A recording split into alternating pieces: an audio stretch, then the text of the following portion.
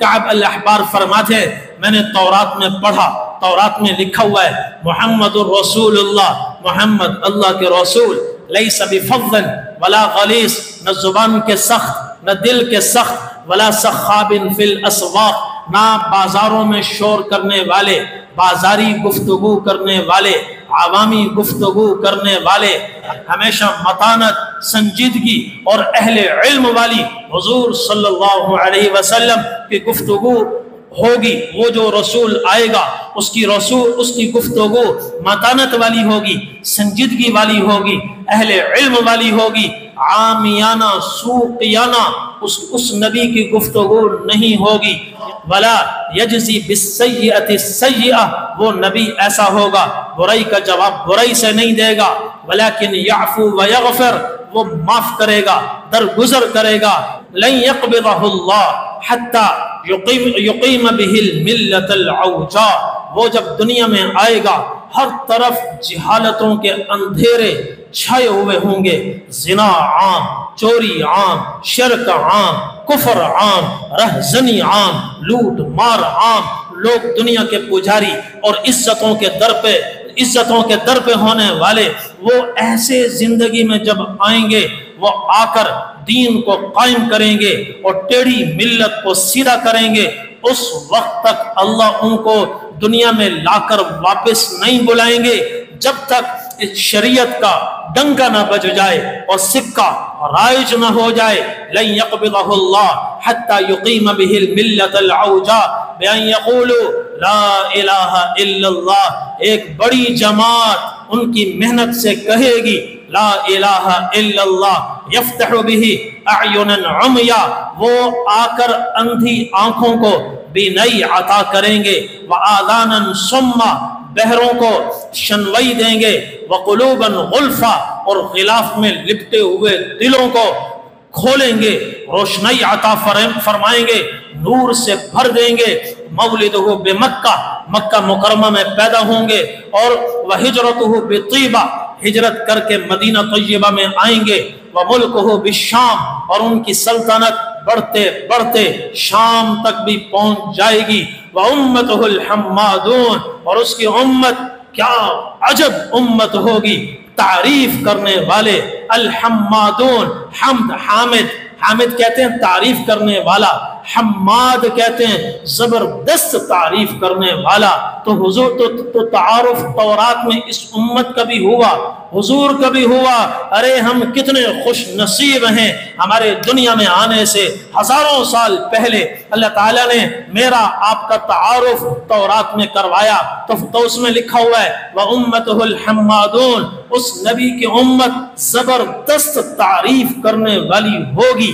کیسی زبردست تعریف، یحمدون اللہ فی کل ضراء وسراء، خوشحالی میں بھی الحمدللہ کہے گی اور تنگ حالی میں بھی الحمدللہ کہے گی، مصیبت میں بھی الحمدللہ کہے گی، بیماریوں میں بھی الحمدللہ کہے گی، صحت میں بھی الحمدللہ کہے گی۔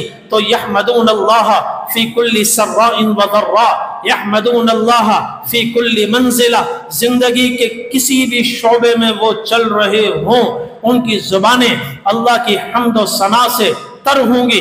وَيُكَبِّرُونَهُ عَلَى كُلِّ شَرَفٍ، اور ہر بلندی پر چڑھتے ہوئے اللہ کی عظمت، بڑائی، کبریائی کے گیت گاتے نظر آئیں گے۔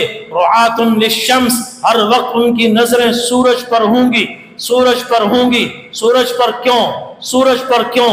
سورج وقت بتاتا ہے، سورج وقت بتاتا ہے، صبح ہو گئی، دوپہر ہو گئی، ظہر پڑھو، سورج بتاتا ہے اب مثل ثانی ہو گیا، عصر پڑھو، سورج بتاتا ہے اب میں ڈوب رہا ہوں، تم مغرب پڑھو، اب سورج بتاتا ہے افق سے 15 درجے مزید نیچے چلا گیا ہوں، لہذا عشاء کی نماز پڑھو۔ رعاة للشمس، ان کی نظر ہمیشہ سورج پر رہے گی۔ یہ آج کل کی تعبیر میں ہر وقت وہ گھڑی دیکھتے رہیں گے، ہاں بھئی ظہر میں کتنا وقت، عصر میں کتنا وقت، گھڑیاں دیکھتے رہیں گے۔ یصلون الصلاۃ اذا جاء وقتها، جب نماز کا وقت آئے گا وہ سارے کے سارے نماز پڑھتے ہوں گے، کام چھوڑ کر، شٹر گرا کر، دکانیں بند کر کے، ان کے وجود سے مسجدیں بھر جائیں گی اور مسجدوں میں آ کر نماز ادا کریں گے. یصلون الصلاۃ اذا جاء وقتها یتعذرون علی انصافہم، ان کی شلواریں تہبند ان کے نصف ساق تک ہوں گے، ٹخنوں سے اوپر. وَيَتَوَضَّؤُونَ عَلَىٰ أَطْرَافِهِمْ، نماز سے پہلے وہ اپنے اعضاء کو دھوتے ہوں گے، وضو کرتے ہوں گے. اور منادیہم ینادی فی جو السماء، وہ اپنے اپنے اوقات میں کام کاج میں مصروف ہوں گے.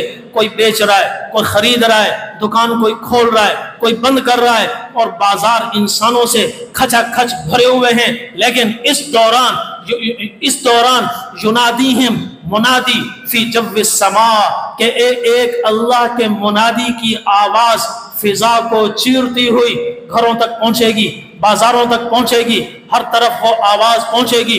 حی علی الصلاۃ، حی علی الصلاۃ. اگلا منظر بڑا عجیب ہوگا. اس آواز کے فوراً بعد کیا ہوگا؟ زبردست انقلاب ہوگا. صفہم فی الصلاۃ وصفہم فی القتال سواء. یہ یہاں نہیں، تورات میں کہا جا رہا ہے اے بنی اسرائیل، وہ امت ایسی ہوگی جب ان کا ندا کرنے والا، اذان دینے والا، وہ بلندی پر چڑھ کر فضا میں اذان دے گا بلند آواز سے، تو اذان کے اگلے لمحے اے بنی اسرائیل تم اس امت کو دیکھو گے نماز کی صف اور قتال کی صف، نماز کی صف اور جہاد کی صف، شیطان سے ٹکراتے ہوئے نماز کی صف، اور دشمنان اسلام سے ٹکراتے ہوئے جہاد کی صف تمہیں ایک جیسی نظر آئے گی. صفہم فی الصلاۃ وصفہم فی القتال سواء. اور پھر فرمایا لہم باللیل دویج کدویج النحل. اور اے بنی اسرائیل، اس امت کی راتیں بھی بڑی خوبصورت ہوں گی. جب رات چھا جائے گی، اندھیرے چھا جائیں گے، سناٹے چھا جائیں گے، اس وقت جب تم مسلمانوں کے گھروں کے، اس امت کے باسیوں کے گھروں کے پاس سے گزرو گے تو تمہیں ایک بھن بھناہٹ سنائی دے گی، جیسے مکھیوں کی، شہد کی مکھیوں کی بھن بھناہٹ ہوتی ہے. اس بھن بھناہٹ میں وہ اللہ کے سامنے رو رہے ہوں گے، دھو رہے ہوں گے، استغفار کر رہے ہوں گے، اللہ سے عرض اور مناجات کر رہے ہوں گے. تم کان لگاؤ گے، شاید تمہیں آواز ان کی صاف سنائی نہ دے، اس لیے کہ وہ تو اللہ سے بات کر رہے ہیں. اللہ سے بات کرنے کے لیے چیخ کر بولنا ضروری نہیں، آہستہ آہستہ وہ باتیں کر رہے ہوں گے. تم کان لگاؤ گے، تمہیں ایسا محسوس ہوگا جیسے شہد کی مکھیاں بھن بھناتی ہیں. لہم باللیل دویج کدویج النحل. یہ اس امت کی راتوں کا نقشہ ہے.